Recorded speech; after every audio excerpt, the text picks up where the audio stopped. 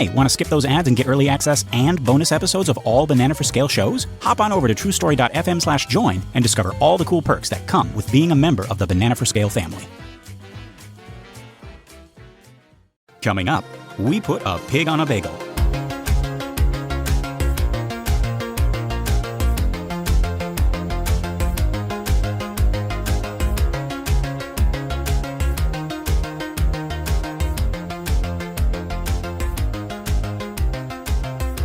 Greetings, First Jumpers. I'm not Lester Ryan Clark. And I'm not Keenan Diaz. We're another version of them from another universe, and this is another episode of Every Minute of Everything Everywhere All at Once, a show where we attempt to explain, evaluate, enlighten, and elucidate the Academy Award-winning film Everything Everywhere All at Once.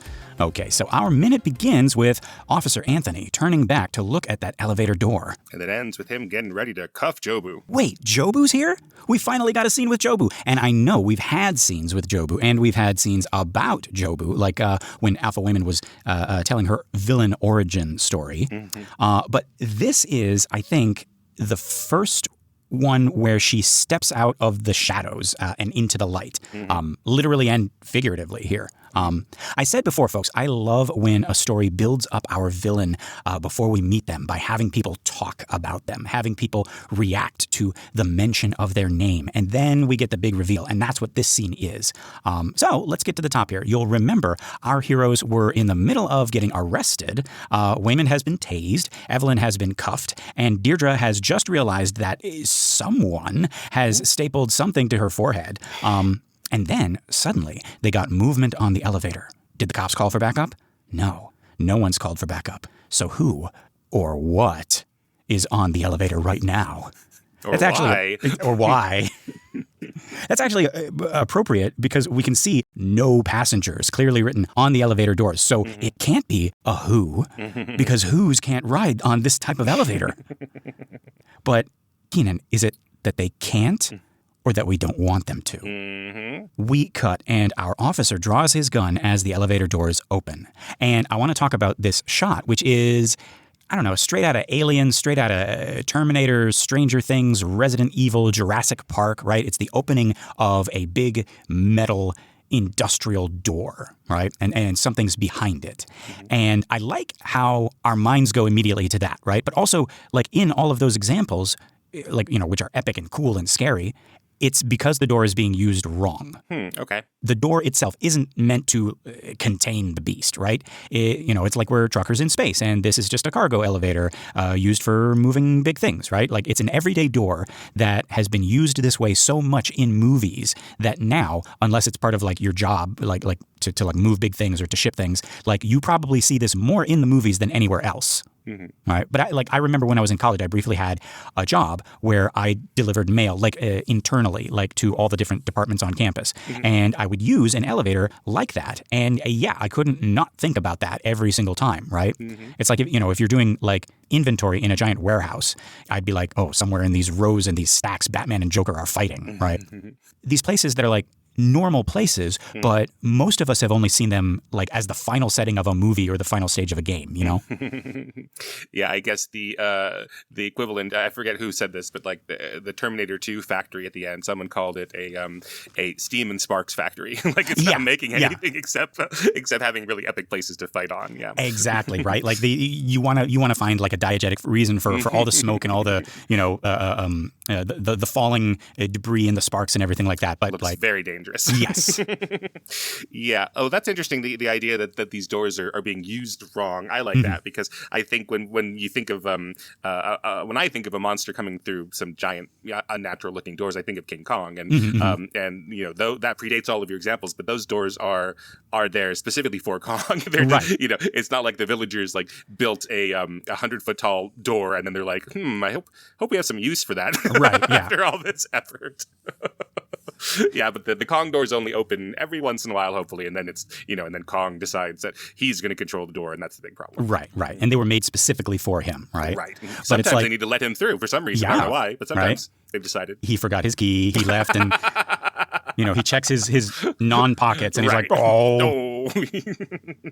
Yeah, but no, I like it because in the other instances, like in Alien, like we defeat the first alien by. What does Ripley say? It's like, I blew it out of the damn airlock, right? Right. Like, so all of these like normal things like an airlock or like a gate or a door or something like that are transformed because the monster's like, see this? Like, I don't care about your human things. Right. Like, I'm going to use this the way I want to use this. This is going to be like my entrance, you know? Yeah. And the other thing about, these sliding big metal doors, you're talking about the end of a game or something. We grew up when we needed those doors to hide that the level behind the door was actually loading. So they were loading screens that we instead, they were smart and they made something scary about these doors. Like, oh, just you wait till you see what's behind these doors. Nothing is behind them. Please hold. Boop, boop, boop, boop, boop, boop. But it took like maybe 15 seconds to load all of that nothing. Right. Yeah. But no, I mean, like, and that's become such a staple that, like, we use that today. Like, even I'm thinking of Resident Evil. Like, I think that's the example you're talking about. But, like, you go up to a door, and then, the whole scene stops, and you just see the animation of a door opening, right? Right. And we don't need that anymore, but we still use it because it's so effective. Right. But even in, like, Wolfenstein and Doom and things, you'd be at a door, and then you'd be waiting, or you'd be in an elevator in Duke Nukem, and what was really going on isn't, oh, we're doing this to help build suspense. We're doing this because we have limitations. Yeah. But now we're like, oh, that suspense thing, that really, really works. So let's keep doing that. Yeah. So it's like all the ones and zeros were kind of like being put together, behind the scenes and everything. But yeah, that is what's happening here, folks. We got these doors opening slowly with red light shining in. That's probably just Jobu doing that. Like, there's no reason for a red light to be in there. Right. But she's doing it because she's seen all those movies too and played all those games, right? And she's being really meta right now, I imagine. She wants to be scary, I think. Yeah. But yeah, we close up on Officer Anthony. Very nice. Also necessary, right? You need that shot of someone going from puzzled to alarmed. And that's what this is. And then in the back, we see everyone's sort of getting out of the way. Cops are shoving/dragging the Wongs out of frame. And the cop in the back puts his hand to his gun and sort of ducks behind some lockers. And even Deirdre, she sort of like gets closer to the wall. Right? And I like how, I don't know if we named this before, but as we cut back to the elevator, it's almost like we continue the dolly shot in, even though the subject has changed. You know what I mean? Like as close as we got to Officer Anthony's face as we were moving in on him, that's where we start when we go back to the elevator. We don't start where we left off. It's like we've been moving in on both subjects. We just weren't there for the beginning of the elevator move-in part. And now we're really, really close. You know what I mean? I think so. Yeah. So I don't know if there is a term for that. We're sort of picking up on one subject to the other one, and there's a rack focus from him to the elevator doors. Basically, exactly when we want to start looking at the elevator instead of his face, he turns around and then the elevator doors start opening. So we don't even realize that we're doing rack focus and changing any of those things. Yeah, because it's exactly what we want to be seeing. Yeah.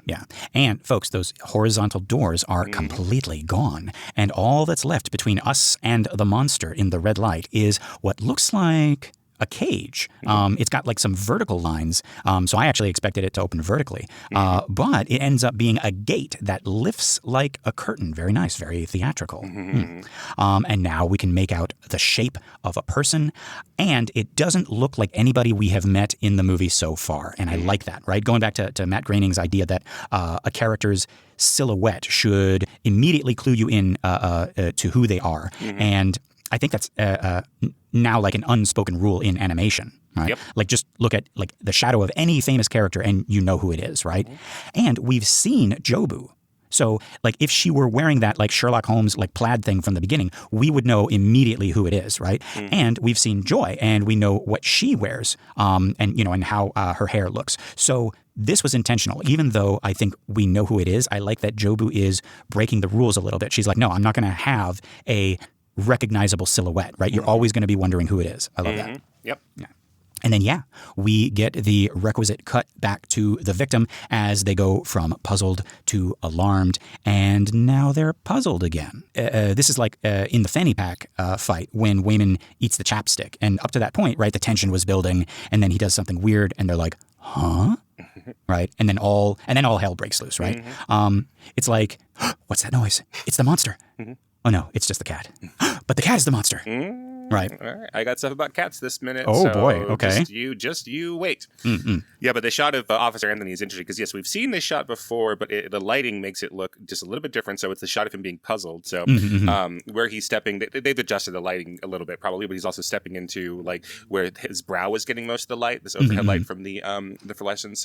So his eyes are a little bit more shadowy. So we don't actually have insight into what he's thinking necessarily. So it gives us the feeling like, oh gosh, like he's confused and I'm confused. I don't know what I'm supposed to think here. And then of course he's got, some spill of this red that's opened up, very unnatural, right? And we're like, oh, something is off about him. Yeah. But everything is, diegetic in the world. Everything is motivated, but just gives him this look of like, duh. Yeah. It's almost like the red light is like hypnotizing him. Yes, exactly. Yeah. Now, folks, I've been burned by Claude in the past. So I first tried to Google this song that plays as Jobu steps out of the elevator. All we can hear are the first two words. They sound like Rainy Day or Rainy Jane, both of which are song titles. All of which seem to fit with the character of Jobu when you listen to the lyrics. But none of the ones I found sounded like this. So I eventually ended up asking Claude, and I was fully expecting him to tell me it was Story of a Girl, because that seems to be how Claude works. It just jumps onto like the same Google and picks the first answer for me. And uses your previous information you've given it against you. Right, yeah. But actually, no, it found the song. This is a relatively obscure song titled Rainy Day by Susan Christie. It's actually a really beautiful song. Check it out on YouTube. And here's the crazy thing. There is a discrepancy about the release of the song. It sounds old. It sounds like it's from like the 60s or the 70s. But a lot of places are saying that it was released in 2006. Except YouTube, where it looks like I'm looking at the original upload. And in the upload notes, it says January 1st, like 1/1/1969. And again, I asked Claude about this, and this is what Claude said. I'm going to read it verbatim. You're absolutely right to notice the discrepancy. I love how he validates me all the time. You're so smart. That's what one of the latest South Park episodes is about. Oh, really? Yeah, the AI flattering you, so you wow. so you keep subscribing to it. Like, what a great question. Yeah. We could work on solutions together. Right. But he says, A Rainy Day was actually recorded around 1967, 1969, but wasn't commercially released until 2006. This explains both dates that you're seeing. I love the little additions, He says, here's what happened. Susan Christie and John Hill recorded the Paint a Lady album as demos between 1966 and 1969, but after ABC Paramount pulled their deal, only 3 privately pressed vanity copies were produced, circa 1970 to 1971. The album then, quote, languished in all but forgotten obscurity in Christie's basement until the early 2000s. She was approached by a record company executive named Keith Darcy. I think that's how you like D''RC, right? Like Marcy Darcy. Oh, okay. Well, there we go. Who specialized in rare and unusual recordings. Yeah, so the album was recorded between 66 and 69 at the legendary Sigma Sound Studios in Philadelphia, and stayed unissued for 40 years before being released commercially for the first time in 2006 to great acclaim by you'll love this, folks. Finders Keepers Records. Yeah, now I'm going to trust everything that Claude says here, except for Sigma Sounds, because that sounds like Sigma balls. So let me just check on. Let me just check that Claude isn't doing an elaborate. You think Claude is artificially intelligent enough to trap me in some kind of Rickroll style? Yes. Like at the end of this, it's going to be. It's like and Lester, as smart as you are, you'll never believe D's. And I'll be like, what do you mean? Yeah, it's going to get you to say it on air and everything. Okay. It looks like Sigma Sound Studios is a real place. Okay. It's apparently very famous. Very different from Ligma Sounds. Ligma Sounds. All right, so I'm seeing a Pennsylvania Historical and Museum Commission sign outside of it that says Sigma Sound Studios. Yes, this is a real place. Known for their distinctive sound and recording innovation. So, by the songs by the OJs, the Stylistics, and David Bowie and Stevie Wonder. Okay, great. Yeah. And we're all just okay with this name for it. And Claude goes on to say, after that, of course, we all know about Updog. the little pop-up comes up, Yeah. and it says, "Would you like to pay $3.99 a month for Claude to tell you about Updog?" To which I reply, no. Well, that explains a lot about this song because it sounds familiar, but I'm not up on new music at all, so it's unlikely that I had heard this album when it came out in 2006. But it just sounds familiar. It sounds comforting and like you've grown up with this song, but also it's like folksy. It's like before. No, exactly. It's the perfect combination of that, right? It sounds kind of very like Jim Croce-esque, like if I could say Time in a Bottle or something like that. But then it also like the voice is very like Carpenter's-esque or what's that other one? The one that plays at the end of Hereditary. That seems so inappropriate, but also like scarily appropriate. I don't know what plays at the end of Hereditary. Shoot. I was too busy shitting myself. Hereditary end song. No, not Reborn. That's the weird one. I have it. Oh, no. Both Sides Now. Both Sides Now plays at the end of Hereditary? Yes. Oh, that's creepy. Yeah, see? But it sounds like it comes from that era. Right, it does. Right, yeah. And it Joni actually Mitchell does. sort of era, yeah. Yeah, but okay, let's talk about what Jobu looks like here. Yep. I think the first thing we notice is the Elvis costume. It's this white. Is there a word for this other than Elvis costume? The jumpsuit. Yeah. Jumpsuit, yeah. It's white with gold sequins. Some red trim, red flare, a red scarf. I'm not sure if it's all one piece or if there's like a top or bottom, you know? Well, I don't know about this one specifically, but that's why it's a jumpsuit, is you have to get into it. So you jump out of a plane. You have to jump into it. Oh, yeah. I guess so, maybe, yeah. Yeah, but it's like it's originally something you would wear in, like, for construction or for maintenance or in an airplane, yeah. There you go, right? Yeah. Yeah, so originally it is to jump out of planes. Aha, there we go. Right. I'm seeing that costume designer Shirley Kurata, quote, altered a high-end Elvis Presley impersonator costume. Yeah. And this would be like older Elvis, right? Like his Vegas years, right? His Vegas years, right? He starts to wear them in the late 1960s, but that's his era where he still is fit, and then when we know him as being in these, it's his Vegas area, yeah, right, where it's like really flashy and rhinestones, and it's kind of glitzy, and it's like meant to have like stage light shine on them, so that you're like, oh god, Elvis is still moving around and doing all this stuff. Right, like almost to distract you from how out of shape he was getting. Yes, like his costumes were like less flashy when he was like young and fit and and all that. Right. Yes. Yeah. Yep. Yeah, but there's a hint of that. He was wearing jumpsuits when he was young and fit and still in movies, but we don't really associate that with his Vegas-y style later on. Right, because that's like kind of like all he wore when he was. Yeah. And that's like when you say Elvis impersonator, this is the stuff they wear. They don't wear like younger Elvis clothes. Yeah, I mean, if you weren't around when in the less politically correct era, people would say young Elvis or fat Elvis. Like there was a poll when we were growing up about which stamp Elvis should, like which version should be on the Elvis stamp. Like the more recent Elvis, which they called fat Elvis, or the young Elvis. Right. Yeah. And fat Elvis was what people like, because he'd been, he was around, for a while as a, not elderly, but like middle-aged, and like that was the current Elvis. So when people were remembering him, for a lot of people, Elvis was the more recent one, and that was him, in the Vegas era. Yeah, right. And it's like a show that kind of like just keeps on going on and on and on, and eventually there are... Yeah, like sweaty, and like sweat being caught in the lights from behind him, and like super earnest and looking pained as he's singing, because he was in a lot of pain, and he was, pain addiction pills and stuff. So yeah. But yeah, actually, Stephanie Shu says this was her favorite costume of all the Jobu stuff. Yeah, and then of course, folks, we gotta address the pig in the room. And no, I'm not talking about Officer Anthony. Hey, he's trying to save the Wong's lives here. He's arresting the Wongs. What are you talking about? He's trying to protect him from whatever's coming up out of this. Yeah. Protected serve, right? Yeah. Okay, what do we think of this addition to the costume? I say addition because, like Shirley Kurata has said, she added the pig specifically to antagonize Evelyn, like just because it's so ridiculous. It's like Elvis suit, pet pig on a leash, right? So there is an actual pet pig on a leash, just for people who don't remember. Yes. We're not talking about Anthony. Yeah. And Claude was like, it's an actual pig. It wasn't like CG. And I'm like, really, Claude? It's on a long white leash. It looks really happy. It's got a harness on it. So yeah.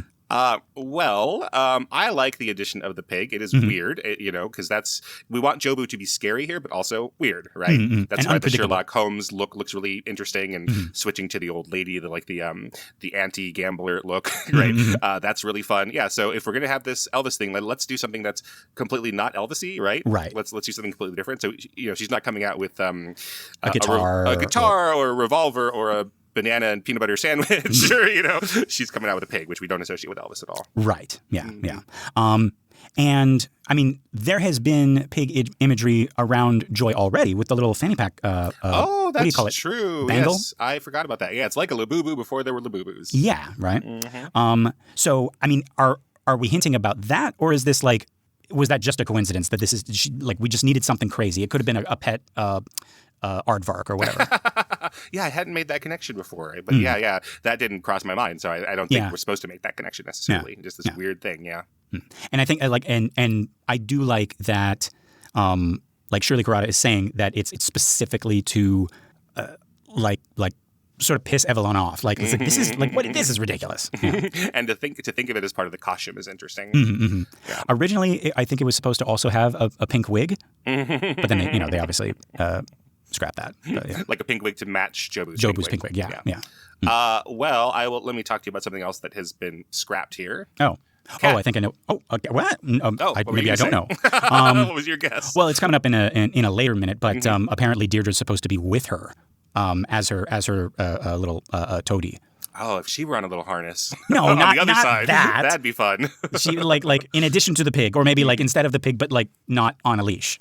But we'll talk about that in the next minute, though. Okay. Yeah. Well, no, I have the 2017 script here, and so I'm going back in time to set this up properly. This is the scene where Becky sees that the Wongs have taken over the IRS building, and she turns to Jobu and says, "Isn't that your parents?" Right. But in this version, it is the Chans, because it's Jackie and Winona Chan, and they are not at a bar, having stormed off from an argument earlier because Joy and Jackie have not been on speaking terms since Becky and Joy's wedding. So anyway, they're at her apartment is the point. They're not at a bar blowing off some steam. Gotcha. Okay, so we have the news report, etc. Becky, can we turn that off? I'm sick of all this bad news every single. Jobu abruptly stands up and leaves her half-eaten sandwich on the table. She marches towards the door, scooping up their orange house cat Linus on her way out. Becky, where are you going? Jobu, don't follow me. She's out the door. Becky runs to the window and watches in horror as Jobu steps onto their cat's back and pulls its tail up, shape-shifting it into a handlebar shape. With the rev of Linus's tail, the cat's mouth opens, a jet of fire bursts from its throat, and Jobu rockets off down the street. Becky looks on in disbelief, as you would. Yeah. I believe that is the correct response. Yes. I thought for a second there, as a means of verse jumping, she was going to kill the cat. No, that's her friend. Yeah. But so what you're saying is she uses it as a hoverboard? I guess a hoverboard. Yeah, she's Michael J. Foxing it down the road on this hoverboard. But Linus seems to like it. Linus blows fire out of his throat and all sorts of stuff. Yeah. Gotcha. Okay. All right. So again, sticking with this universe, but then going to the present. Does that make sense? How he said that? Yes. Okay. So we're still in the Linus hoverboard universe. In the 2017 script. Now we're going to the IRS office building. This scene, instead of being on the 9th floor, is on the 10th floor. They're on the 10th floor.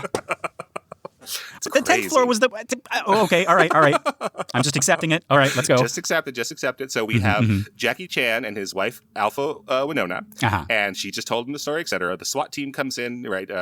Jackie has, or Winona has created a futuristic gun made out of office products, which we're going to see in our movie a little bit later. Gong Gong kind of does that. Yeah. Yeah, so we didn't completely scrap that idea. Right? So then we have our Jobu coming in, and so then the officers say, okay, that's enough. You and your cat got to go. And then we look down and see that Jobu has her cat, Linus, with her as a weapon.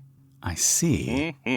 So then I'm skipping forward a little bit here, but the officer is trying to handcuff Jobu, but before he can touch her, she throws her cat in the air. The cat catches onto her forearm, locking its legs around her wrist with its tail facing out. Jobu pulls on the tail, unleashing a long blade. She plunges the blade into the policeman's gut. SWAT officer, why did you stab me with the cat? Jobu Tupaki, because I can. I like this scene as well. So then, so she uses Linus the cat several times throughout the rest of the movie as her weapon. The one downside is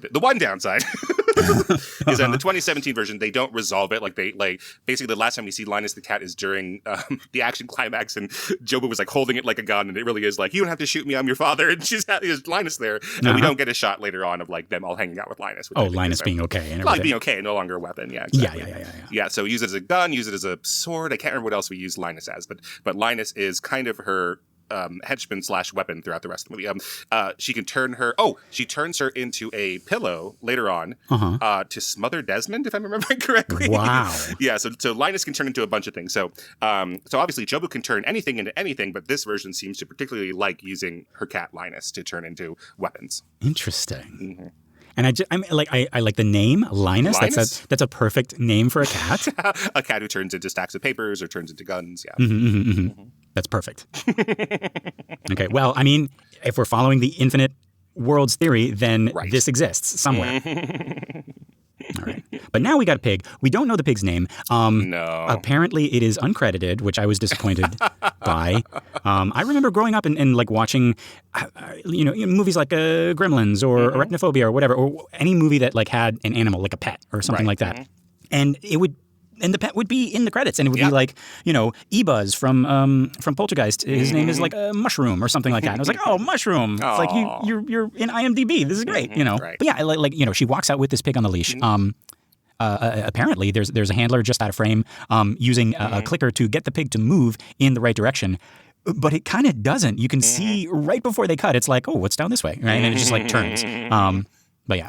But if it has a clicker, that means this pig is getting fed. Aha! Well, there we go. It's getting treat. It's treat trained. Right. And it associates the clicker with, that's where the food is. Yeah, great, good. So they're taking care of this pig. Yeah. But yeah, Officer Anthony has holstered his weapon. He sees no threat here. You're a fool, Officer Anthony. We cut to Evelyn still being escorted away. Wayman's still unconscious, being dragged by Officer Brian. Evelyn turns and finally notices that it is Joy. And I love, if you watch her face, it does change from wary to what the hell? And she says, Joy? And I love how this stops her in her tracks, which also stops the cop who's holding her. And then we cut to a close-up of Joy. We can see more clearly that she's smoking a cigarette. In the commentary, the Daniels say, that's how you know she's bad. They also say there's so much smoking in the movie. Is there? I'm trying to think. Yeah, Deirdre smokes and Wayman smokes in the laundry universe. Like at the end of the vaping, yeah. Yep. Who smokes in the laundry? Wayman smokes in the laundry and taxes monologue. I mean. Oh yeah, that's right. We were literally just talking about that. Okay, yeah. No, they're smoking. Okay, all right, they're smoking, but they're making it look sexy. Everybody's doing like Listen, there might be children. There might be fucking kids listening to this. Yeah, we gotta be careful. You're telling them that smoking looks sexier? No, it does look dangerous, I think. Yeah. Bad. Yeah, that's how we know she's a bad guy. All right, we just finished our last thing was Constantine for our bonus episodes. Yes. And yeah, Constantine's lighting him up constantly. And he looks sexy because he's Keanu Reeves until unless he takes his shirt off and you see like they have all the cancer effects and stuff. Right. Right, terrible. And he's trying to die, so Yeah. So the MPAA, the Motion Picture Association of America, now it's the MPA. They started in their rating system, denoting when there's tobacco in movies. Okay. That was about 20 years ago. So at some point they were like, yeah, that's a big deal. Like to have smoking, that's enough to affect your rating. Oh, there you go. Yeah. But yeah, we hear Evelyn as we're looking at this close up of Joy. She says, "Why do you look so stupid?" Is she smoking? Yeah, folks, and that's when the Ninja Turtles show up, and they're like, "Yes, listen to Evelyn. Smoking is stupid. You look like an idiot."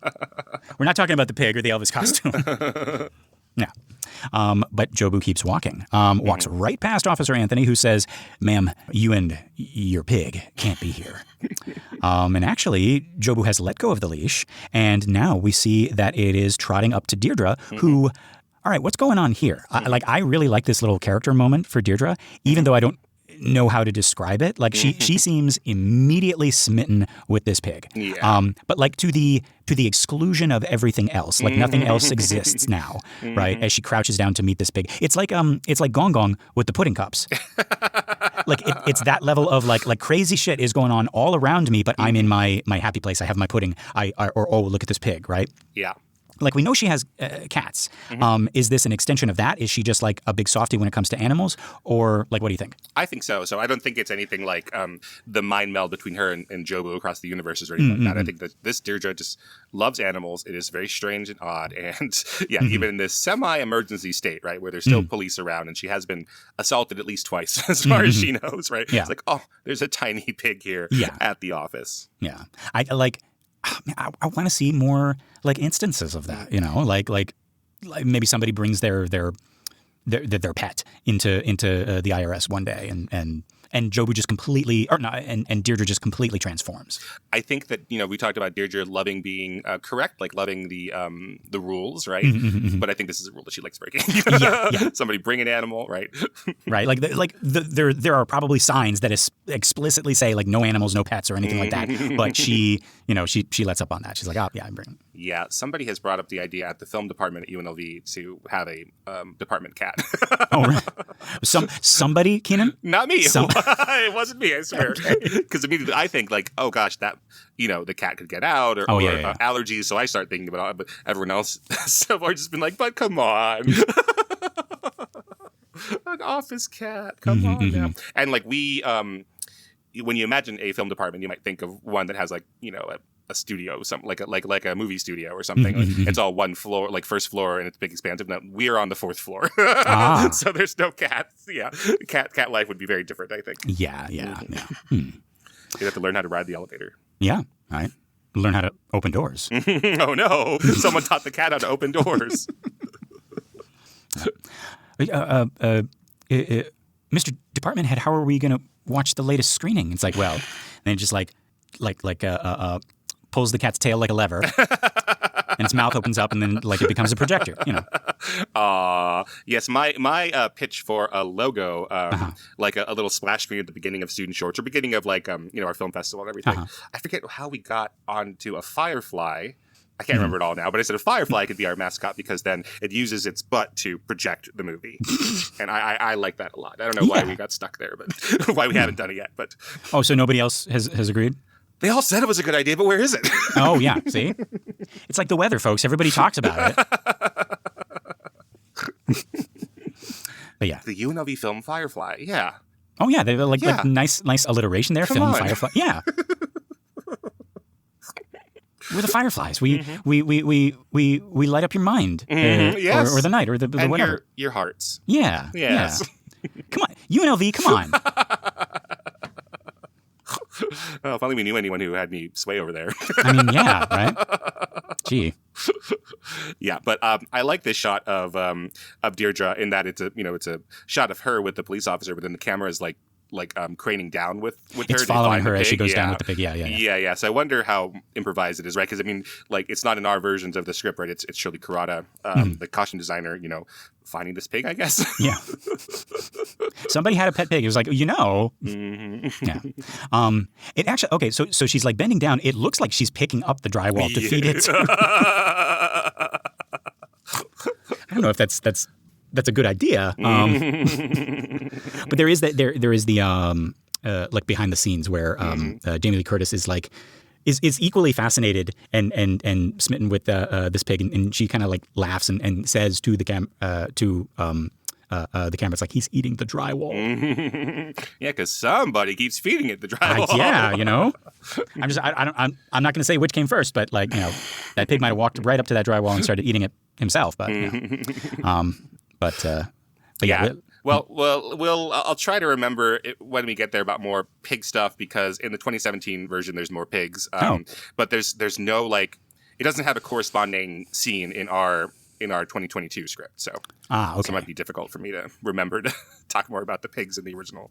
So this is the only scene where the pig exists. Right. Mm-hmm. Oh. We never know its name. It's just some pig. Some pig. There we go. We got that. We were wondering how we were going to get that in there. Yeah. No, my favorite meme of late has been that because that's like one of the famous illustrations in the original Charlotte's Web, right? Mm-hmm. Is Wilbur looking up at the web and it spells out some pig, right? But now like they have it like saying other things, like release the Epstein files. But yeah, we cut back to Jobu, who has just blown out a puff of smoke. I like how it's like mingling with the smoke that came out of the elevator, Right. and now the whole corridor is just like filled with smoke. Right. Right. Well, it's. I think it feels like this, like the cigarette and her aura all are smoke. Right. Right. Like she's the originator of the smoke. Yes. Yeah. Mm-hmm. And then Stephanie Hsu does this really cool thing with her lips. Again, I've seen it a billion times. I don't think there's a word for it. She sort of like shifts her mouth, right? It's like a little half smile, half snarl twitch before going back to normal. It's like a stretch. It's the mouth version of cracking your knuckles. Yeah, I guess I'm trying to move my mouth. I don't really do that. I guess if I were to make a sound to click for a horse to follow me. Oh yeah. Yeah, that's that. But I don't. That's do the that motion. very Yeah. often either, yeah. I've caught myself doing that on camera, just like organically, and I like it when I see it. It's I don't know what it like. It's like when you're about to get ready to fight and you do that thing with your head. You kind of like crack your neck. You're like you're getting ready. You're kind of like stretching, getting the blood flowing. But it's like you do it before you're about to like say something really epic. So because you're stretching your mouth muscles or something. Now, you as a big buff guy, what do you think of Henry Cavill's pre-punching thing in Mission Impossible 6? Do you know what I'm talking about? No, I don't know. Do you want to Google that real quick? Okay. Henry Cavill, like loading his fists. All right, let's see. Yeah. Henry Cavill. Yeah, loading his arms is how they say it. Loading. Oh, gosh, it came up actually. Wow. All right, let's look at this. All right, I'm seeing it. I have no opinion on it. I mean, it looks cool. It looks cool. What does it mean? I don't know. I don't have biceps, so you have to explain this to me. Everyone has biceps. No, I have not. I have never seen the evidence of them. Yeah. Mine, yes. You have triceps, but not triceps like in the like in the back of your arm. It's like TRY. Right. Cep. Yeah. No. He's reloading his biceps is how people put it. See, like it makes sense when he's Wolverine because he's like the momentum is like kind of like flicking the claws out. But when he's the other, now I'm gonna have to now look at like Superman and The Witcher and see if he does it there. I think the Wolverine one is a reference to how people went crazy over him doing it in the Mission Impossible one. Oh, okay. I think that's a reference to that. Yeah. Some people are like, that is very cool, and other people are like, that is very stupid. It could be both. Yeah. I mean, it like. I don't know, whatever works for you folks. Like, we're not throwing shade. Like, no, but like it makes like you want to get the blood flowing. You want to like you're shaking your arms off or something like right. This game, like we were talking about, like the weird little like half smirk that Stephanie Hsu does. Yeah, right? Jobu was getting ready to say kick-ass something. speech, right? Yeah. Right. What do they call it? Arm reloading for Henry Cavill? I think only Henry Cavill does it, though. Okay. But yeah. Right, but you said this is the mouth version of cracking your knuckles. Yeah, right? Right. So yeah.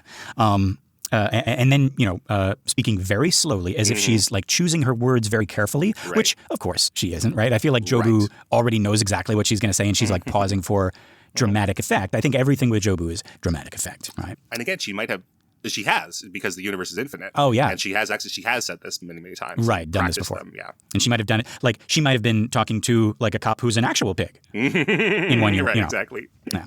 And she says, is it that I can't be here? And while she's speaking, she's sort of like casually strutting backwards, right, back to Officer Anthony. And then she sort of smiles and she puts her cigarette out on his badge, which the Daniels say is like a Terminator reference. Oh, is it? Who smokes in they all smoke in the Terminator? What's that? Like, apparently somebody puts like a cigarette out on Arnold's chest. Oh, okay. So I was thinking of Robert Patrick, because he's a cop in Terminator 2. Or maybe who could have done that except for Budnik from Salute Your Shorts? He's the only one I could think of who would have the audacity to do that. Oh. You know Budnik? Yes, I know Budnik. He's in Terminator? I didn't know that. Oh, yeah, he's in Terminator 2. Oh, yeah, of course he is. Yeah. He helps John Connor get away from the T-1000. Wow. I know him better as Budnik. Oh, sure. We watched him for hours and hours and hours as Salute Your Short, right? Dang. Yeah, what happened to him? Jeez. Yeah. Well, he was the voice of Montana Max on Tiny Toons. Folks. Oh, of course he was. Yes. Yeah. Of course, I didn't put that together. Yeah. But yeah. So apparently, this is the Daniels say it's like it's not like directly, but it's like a subtle reference to Terminator. Right. Don't remember that. I'll have to find it. Yeah. But Jobu continues. She says, or that I'm not allowed to be here. And we hear Evelyn, even before we cut to her, she's like, hey, Limodian, you show them some respect. Right? Interesting, considering she's being arrested. Right. It's like, no, these cops are right. My daughter is wrong. Absolutely. Like on the scale of who's right and who's wrong, even when I am getting arrested, my daughter is in the wrong. She's my daughter. She's a millennial. She's smoking. Yes. All wrong. Right. Hope these cops knock some sense into her, probably. But I hope that they don't do that to me. Yeah. Right. Yeah. Yeah, but we could tell that Jobu is the villain here because she's caught up on semantics. Yeah. Like, can I be here or am I allowed to be here? Yes. Anybody who does that is pure evil. As is evidenced by any teacher who has said, I don't know, can you? Whenever you ask if you can go to the bathroom. Yeah. Yeah. Like at the end of Hereditary, when I turned to you and said, can I shit myself now? I don't know. Can. And before I even finish that, he does. But yeah, we cut back as Officer Anthony has apparently had enough. He says, okay, hands where I... But Joy interrupts. She says, see, I can. And then that is where the minute ends. So we're going to have to pick back up on that. We're going to have to like go back a little bit and talk about this like philosophy that Jobu is going to be spilling on us in the next minute. I like everything that she says. We'll examine it in the next minute. Yeah, it's very interesting, and it is shocking to do this thing to the badge. Like it's still even though we didn't like this guy a second ago, it's like that is quite something, and we have an idea that Jobu is the big bad. We know that, and that she's powerful, etc. But like, that seems like a terrible escalation, I guess. Somewhere in the back of my little lizard brain, it's still like, the symbols. You can't attack the symbols. Oh, it's like we were talking about before. It's like the ripping up of a Bible or something like that. Or the flag. Right. Exactly. Yeah. Because like even like doing it in the movie. I think we were talking about in The Exorcist. It's like you do something to a religious object in real life, and you're like, but then you do it to a prop object, but it's like it's still a crucifix. It's still a statue of the Virgin Mary. It's like even though it's made out of like I don't know, like plastic or something. Right. Yeah. So it still feels weird. It's like we were talking about. It's like you fill the Bible with like maybe the Bible cover and then it's like some other book inside or something. Yeah, I guess so. But then it's still I don't know like because like that's the nature of them is like they're more than the physical thing, right? So it doesn't really matter what the molecules that make up the physical thing are. Right. Yeah. Anyway. What did we think of this minute? Super scary. She's coming out. What's going on? And I like any minute with the pig. So we have one more of those. I believe so. Yeah. Yeah. So all downhill from there, I guess. There's no more pig. That's going to be at the end of all of this. That's going to be your biggest criticism is that there wasn't enough some pig. Right. And no cats either. Yeah. Right. No, I really like this. We finally got our big bad reveal, and it's everything that I could have hoped for and more. And I'm excited to see the rest of this scene play out. Yeah. But for now, folks, this has been the 54th minute of Everything Everywhere All at Once. I've been Lester Ryan Clark. You can reach me in all the universes as Lester Ryan Clark. And I've been Keenan Diaz. In your universe, you can find me on Instagram or Letterboxd as Howdy Keenan. Yeah, we got our Facebook listener group, Banana for Scale. That's a community for all of our shows, including this one. It's a private group, but just request to join and you'll be sucked into the banana. If you want more, consider joining us at truestory.fm/join and look for Banana for Scale. That's us. You get bonus episodes of all of our shows, access to our Discord, and you get your episodes a week early and ad-free. Pretty cool. Just $5. If you're not sure about that yet, one thing you can do that's absolutely free but would mean all the universes to us would be to give us a 5-star rating on iTunes or Spotify or wherever you listen to our show. That and sharing the show by word of mouth or on social media is going to help our little podcast grow and find more cool people like you. All right. Okay, so it is time to jump, and I cannot ignore this pig. So I'm gonna take this pig, and I am going to pick it up like a little baby, and I am gonna feed it. You know what? Instead of drywall, this pig is getting some nice bagel that I saved in my pocket from the last universe. Oh yes, yeah, it's getting a little bit of some everything, like a normal everything bagel. Yeah, with cream cheese. Yes. Right. Well, great. I'm going to take this clicker and I'm going to treat train Jobu to no longer smoke. Oh, I'm going to figure out a way how to do it. Because Jobu, I know you want everyone to be destroyed and be nothing, but 1 out of 5 deaths in America is caused by cigarette smoking still today. So come on now. Yeah, we care about you. We care about you. All right. Okay, Keenan, are you thinking what I'm thinking? That at the end of the scene, Elvis has left the building, but Jobu is everywhere. That's perfect. I couldn't have said it better myself. You know what? That's written up in the web. Okay. All right, everybody. Until next time. 1, 2,